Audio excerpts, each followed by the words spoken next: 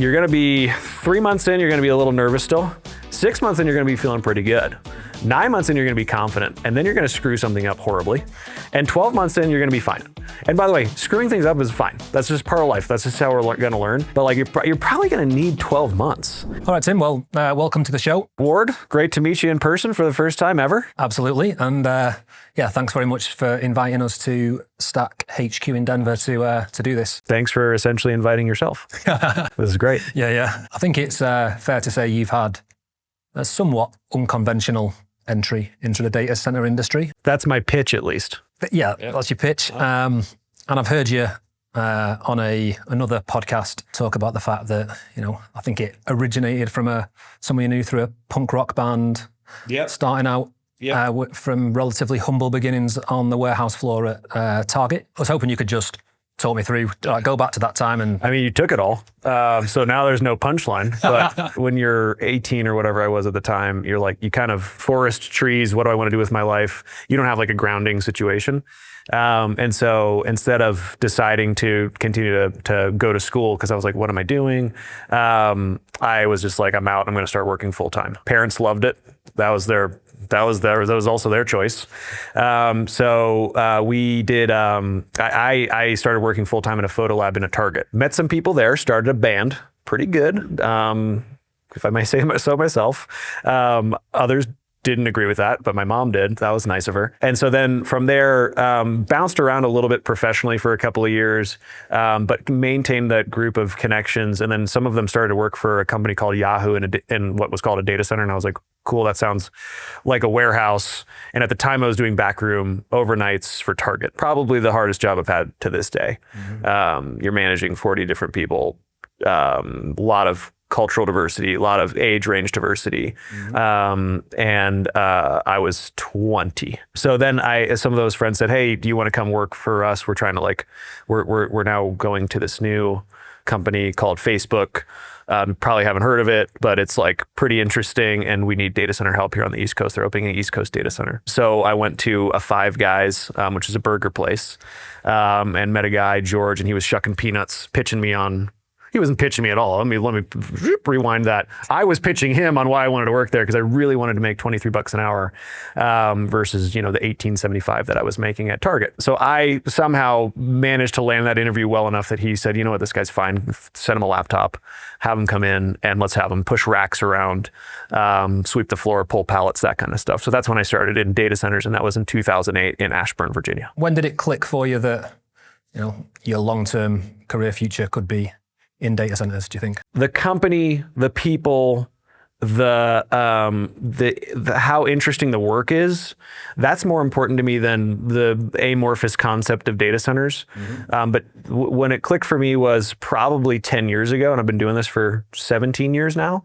And I bounced around within digital infrastructure within Facebook for that 7-year period before I landed on, hey, I'm just going to go with data center. So I did server side stuff on the hardware. I did some software stuff, and I did some network stuff that all live in that general digital infrastructure nexus within these tech companies, infrastructure organizations. It was like 2014, and I was like, hey, I really want to just get into data center on the real estate side. Mm-hmm. The front end, site selection, the strategy, why you're going to certain markets, and the decision making around that. And that's when it clicked for me. So that's 10 or 11 years now. Yeah. Then I said, it was 2017. I said, hey, I really, really enjoy working at this company. And also I'm a cost center and I want to be the profit center. And so I left and did my own kind of consulting for a couple of years, and then got into Stack in 2019, initially as a consultant. And Stack is a data center developer. And so the profit center is data centers and the decisions around those. Yeah. So that's in 2017, the kind of light bulb turned on for me where that's what I wanted to get into. You joined Stack about 5.5 years ago. Yep. I think it's fair to say Stack have been certainly one of the most successful organizations in the industry over the last 6-7 years since they were formed. Can you maybe talk to me about that scale up that's happened both, for the company in general and also on your team? The company started as on the backs of some acquisitions, and the plan was to lease out the space in those acquired assets and do some greenfield development, especially on adjacent parcels that were acquired with those initial assets. The industry was taking off at that same time. We could see the growth curve. We didn't really understand exactly how the size of that curve, but we knew that we wanted to position ourselves to be able to take advantage of that growth and not just lease those existing assets. So we got going initially on developments in our portfolio of owned land. That was a very small couple of us. And our intention at the time was data center specific jacks of all trade, Jacks and Jills of all trade. Like, hey, anybody can do anything well, but they're not an expert in anything. And so when we had 2 or 3 of us, that was working fine. When we had a couple of greenfield developments in our portfolio, that was working fine. Then the evolution turned into large buildings, large scale campuses, and we're all seeing that right now. And so the growth curve then required us to, as we were getting our fair share of the pie and maybe a little bit more of that growth, we needed to pivot from the Jacks and Jills of all trade into something that was actually specialized. And so in my organization, we have folks that are specialized to what we call core development, which is acquisition, entitlements, diligence activities, kind of taking it to a construction ready state. We have pre-construction, which is working on budget and scheduling. We have site strategy, which is, hey, where do we want to go next? And we have our utility group, which is focused on the power of the water that serve these sites. So those are our kind of front-end strategic elements that we've all housed in this development organization. And we've built specializations around each of those elements. And now we have around 50 people across those various organizations. Are there any metrics you can share in terms of like where the business was, whether it's like headcount or assets when you joined versus where it is today? 50 when I joined. Yeah. Plus minus. And I think we're going to be 550, close to 600 in just the Americas by the end of the year. So that's a pretty significant step function leap. We had, I don't know, less than 1 million feet just overall in built facilities. Now we have 60 buildings under construction simultaneously right now. And those buildings average, 200, 250,000 a foot building. So we have a pretty significant built portfolio. We have a massive under construction portfolio. And then we have a very large powered land portfolio. And so those are kind of the 3 things that you care about the most. Clearly, there's a huge amount of data center subject matter expertise within the Stack business. But I think one thing that's quite standout about how you've built your team is that you've also looked to adjacent industries. You brought in people from real estate, clean energy, utilities. I think that's also helped you from a diversity standpoint as well. And I think the wider Stack business has a good focus on bringing in former military personnel. So can you maybe talk to us a little bit about your philosophy around that? Because I think a lot of people talk about the skill shortage in the industry and needing to bring people in from other areas. But from what I see, that sometimes can just be talk. Yes, whereas you're walking the walk, I think. Yeah, and then people are like, I just need somebody with 40 years data center experience. Yeah. And by the way, we're going to pay them market rates. So what we've done is, so I taught for a short period of time, for about a year at Facebook. I taught the infrastructure interview training class. And so every new set of folks that would join the infrastructure organization, there's normally like 20 to 50 people a month. And we would say, hey, this is how you hire. And there was a lot in there, but one of the key principles that I feel like is kind of a no-brainer, but people just don't like dig into it and do it. Asking this leading question, what's a very important fact about a unicorn? I have no idea. They don't exist. Okay, yeah. And so when you're looking for your unicorn in your market, in your job market, they don't exist. And so the way that you can manufacture a unicorn, and you manufacture a unicorn through a team. So team first concept around headcount planning is very key to be able to do what you're talking about right now. You have to be able to say, I need 8 elements. I can try to find all 8 elements in one person. I'm almost definitely not going to do that. Even if on paper it seems that they have those 8 elements, it's unlikely that they truly do, or they have some significant failings in them or blind spots. And just say, okay, what are the elements I want to build my team around, and build the team around those elements. You're going to find 2 or 3 in each person, and then you can kind of build through team your unicorn. That's how you get around this data center experience issue.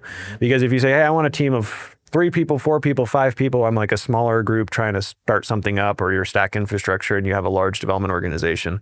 You say, hey, 1 of my people or 2 of my people definitely need to have some data center background. That can be a nexus point for your organization, and say, okay, well, now what are my complementary skills that I need to find for those folks?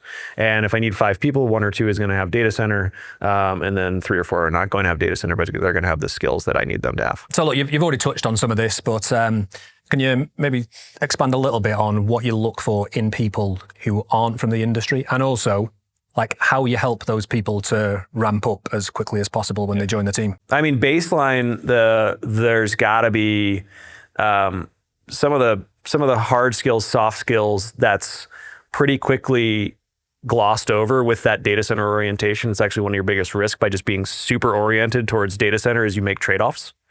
You have to have somebody that's curious, intelligent, able to learn quickly, able to just deal with things on the fly. Mm-hmm. So my team, we're doing this thing here today.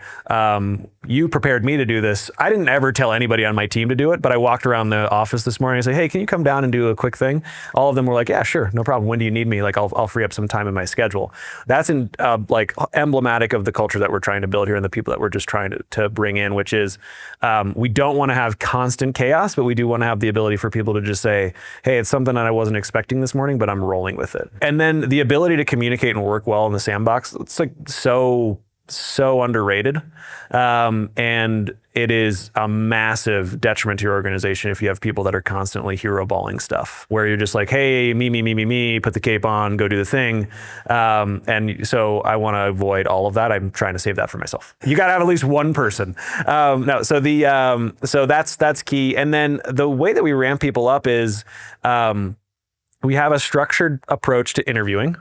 We have a structured approach to onboarding. We have a structured approach to orientation, of course, but onboarding is, hey, bring people in 30, 60, 90. That's all table stakes stuff. You know what I mean? If you're not doing any of that, like you're just, what are you doing in the first place? You're just kind of leaving your life up to hope and chance. So beyond that, what we have is key sets of leaders that actually have the ability to bring people in, contextualize, say, hey, beyond the 30, 60, 90, this is how the business works. These are our priorities. Here's a project that we're going to bring you into, and kind of like put the training wheels on and let you like get a sense of it. And so pairing up with strong leadership is important. And I always tell people, like, look, you're going to be 3 months in, you're going to be a little nervous still. 6 months in, you're going to be feeling pretty good. 9 months in, you're going to be confident. And then you're going to screw something up horribly. And 12 months in, you're going to be fine. And by the way, screwing things up is fine. That's just part of life. That's just how we're going to learn. But like, you're probably going to need 12 months. And like, if we can compress that down to 9 months, or if some people are absolute like rock stars and it's 6 months, great. But like, our expectation is it's going to take a little bit of time to get people up to speed. And if we're not patient and they're not patient, then it's not going to work out. But we hire people and we have people that it will work out. Yeah, I think something that you've always said to me about people that you want to bring in from other areas of real estate in particular is, you know, this industry does move a lot faster than most other areas. Yeah. So I know you've always said to me, like, someone who's worked in that high rep environment in the past is something that's really important to you. I completely agree, because you can't teach pacing, or you can, but man, it just takes a long time. But you can teach the particulars of an asset class. If somebody that can handle those reps, handle that pace, they can come in, they have the general framework of how real estate works. They have the general framework of how construction works. If maybe they're moving into pre-con on our team, that's fine. It's going to work out fine. And then you just got to give people time. I mean, I've had the resume people come in, and the expectations are wrong, and it's a crash and burn type of situation. And we don't do that here. We give people the time to get into the position to actually be successful. I think your own career is a really good example of the kind of like career progression that is possible in a company like Stack. I mean, You've had 3 or 4 promotions over the same number of years. I think so. That's probably about right. I'm a little behind in 2025. So I'm looking for that next promo. There's not too many places to go from here. So I don't know. Yeah. Any fast growing industry, if you are pretty good, you're going to be the beneficiary of that fast growth. If you outperform, then you're just going to move up quicker. Like we don't have the stuck bureaucracy org charts across the entire industry.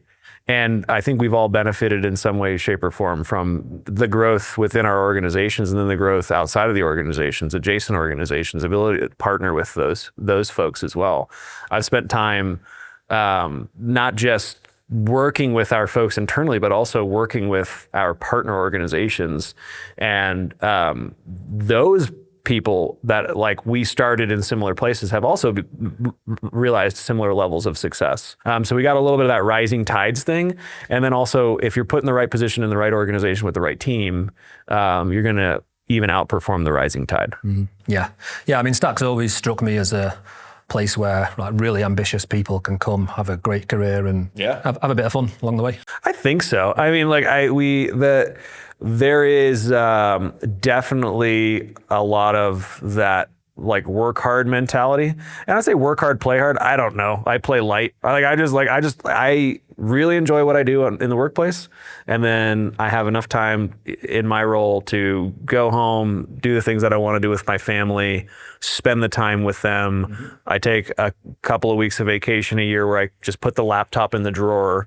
And I encourage everybody to do that. Yeah. Like I don't know this amorphous and nebulous and often in reach but never grabbed concept of work-life balance. But I feel like where I'm at and where we are as an organization, we are balancing success with an ability to be sustainable in that success. And that's like really all I can do. Just switching from focusing on Stack to the broader industry. You posted something on Facebook not too long ago, on LinkedIn,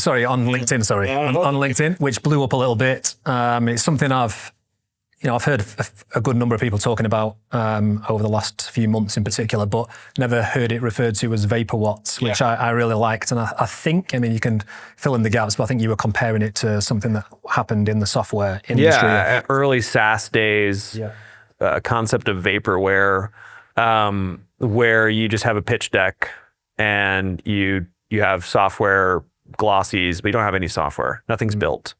This is especially like pre-cloud. Like now your deck is your demo, like in software, and people won't let you get past the front door. But that took 15 years in that SaaS space to really mature that level. I witnessed in the places that I was adjacent to software, directly engaged in software, this vaporware issue. And it was an external third-party SaaS thing, but also internal tooling at some of these organizations. Like, we're going to promise the world and then be able to like put a sticker on top of a Power BI dashboard or whatever. And so I'm very anti that glossy BS pitch. And we're seeing it in the data center space. Look, you do have to sell a little bit. You have to burnish your credentials while not talking about the things that maybe you're not good at. And so I have no problem with new entries into space doing those things. It's totally cool. But where we're at right now, we have an actual issue in the marketplace. The market is not functioning as it needs to on the load interconnection side. And this is my big issue because I'm less concerned about the marketing. But the load interconnection side is a technical and logistical issue right now that's creating market problems. The generation interconnection queue experienced this in energy markets in the US over the last 10 plus years as too many projects came into the system that were not viable, but they were all required to be studied similarly. We have people that don't have the ability to actually execute on their commitments, making significant commitments and representations to our partners, especially our utility partners. That's just a recipe for overly burdensome regulation once folks say we got to stop this and then they over-rotate on it. Or in many marketplaces, it'll be a recipe for clogged and distorted queues for many years to come. And I'm not ever going to say, hey, don't try to come into the market and try to take a run at it. If it's BS and you don't have the ability to execute on it, and you're representing stuff that you cannot do, then fundamentally you should be weeded out, and you need to be weeded out. And if you can do it, you can do it. And if you can't, then why are you there? Is that how you would separate Stack then from those PowerPoint promises in terms of you've just got that execution experience at speed? There's an expertise question. There is a capitalization question. And those two things are really the conversation points here, which is like, everybody's always like, do you have the money to do it? And it feels like everybody's got grandma's money right now to do it. And maybe they do, maybe they don't, but everybody seems to on paper. And so I think the 3 points that are being pointed out as the 2 primary points as constraints that are being pointed out in the industry are power. And I think this is that conversation that we're having right now, capital. And those are the 2 things that people talk about. And capital, that's like dollar capital. Now, the thing that people are not talking about is human capital. And the ability to actually follow through and execute on a project. You can have all the money on planet Earth. You can be Scrooge McDucking, just like swimming through your gold coins. If you don't know how to actually execute on it, it's irrelevant. And it's essentially impossible to buy your way to success. So there's a human capital element that includes all of the expertise that you need to be able to pull this off. And then there's a dollar capital element. And if you have the ability to represent that you can do those things, then you should be able to kind of proceed to get your power. The thing to keep in mind, though, is that we do have to continue to encourage a healthy marketplace. So while I'm advocating for bad projects to go away, I am not advocating for a strong central approach picking winners and losers and that you're down to just this very winnowed field. That's not what we need. We need to have continued competition to make the marketplace successful, but you have to do it in a smart way that doesn't have just crap slowing things down. Yeah. And I normally finish the podcast asking the question, what are people talking about? What are people not talking about that you think they should be, but you've just answered that anyway. Right, the human capital issue. Yeah. I mean, there's other things that people are not talking about, though. I think there's like, you go into some of these rooms, there's like 8 elephants in those rooms. And so it's just like, which one do you want to point at? And so there's a human capital question, which I think people need to get their heads wrapped around. And that ties directly back to the resume issue that we were talking about before. How do you build that team? How do you actually execute on it? It's all one singular message, frankly. The other issues that we're dealing with are how do we get our partner organizations up to speed in a way that actually allows them to be successul? We're not doing that. We're failing them. We're going to be regulated. That's that kind of energy piece. We need to get ahead of that. We need to have consistency.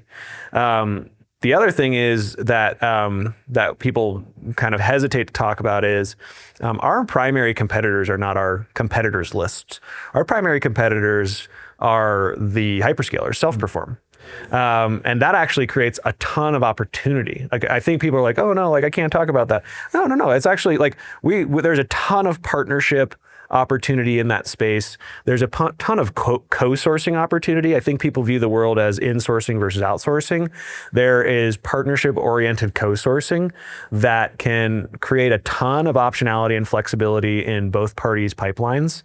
And it actually helps solve some of the issues on the utility side. And so if the tenant demand signal and the landlord development signal are tied tightly, and the tenant brings what they're good at, which can include development and construction and engineering expertise. And then the developer also brings what they're good at, which is primarily just like making sure we hit those schedules and however we need to do that. And that's probably going to drive through development and construction timelines. And then they can actually work with the utility and say, hey, just so you know, utility, we're not going to put ourselves into a situation where we're over forecasting or incorrectly forecasting. We have the full forecasting stack right here at the table, and we have those conversations. So like there's a ton of positivity upside for pointing at that elephant in the room and just saying we should probably have generally more partnership orientation within the entire ecosystem. Tenants, landlords, utilities, equipment suppliers. They've actually done a pretty decent job of that. General contractors also done a pretty decent job of that. But like there's an ecosystem, and we need it to all like function rationally. And we have some places to continue to do that better. Then finally, I mean, you've been talking about this throughout, but for anyone who is considering a career move, why should they join Stack? I mean, I would say if you want to chill, if you got it all figured out and you're just like, I'm punching in and I'm punching out, don't join Stack. That's just being honest. Like, it's just like, this is a type of person that wants to come here that has a desire to be constantly challenged and constantly engaged and constantly learning. So if that's your starting point, that's the right starting point. That's the first hurdle that you should get over. And I'd say, honestly, that will weed out, I don't know, 50, 60, 70% of folks who are just like, hey, you're right, I'm not actually interested. And that's totally cool. If you get beyond that and that's what you're interested in, then what you're getting here is a structured environment that has enough process, enough understanding, enough existing SMEs, definitely enough capital, and a significant project pipeline to be able to come in and plug in and still be able to kind of scratch that itch that I described earlier of curiosity and engagement. But you're not doing it in a way where you're just like totally like just taking a flyer on an organization that hasn't done it. You're like, I got this call from Ward and he's representing some random guy with $10 billion. I don't know if I'm taking that job. But if you're coming to Stack, you get you get the combination of high volume, very challenging projects, but with kind of a safety net where you're going to be okay. You're going to be fine. Like, you're going to be part of an organization that's going to make sure that we pull ourselves through those projects. You're not going to be left on an island in a no-win situation. Like, we have never found ourselves in those situations, and we're not going to. Yeah. Awesome. Where do I sign up? You've been working with us for 3 years now, so you already drank the Kool-Aid. Yeah, very true. Well, Tim, look, really great to meet you. Thanks. Sure. Thanks for your time. Absolutely. Thanks, Ward.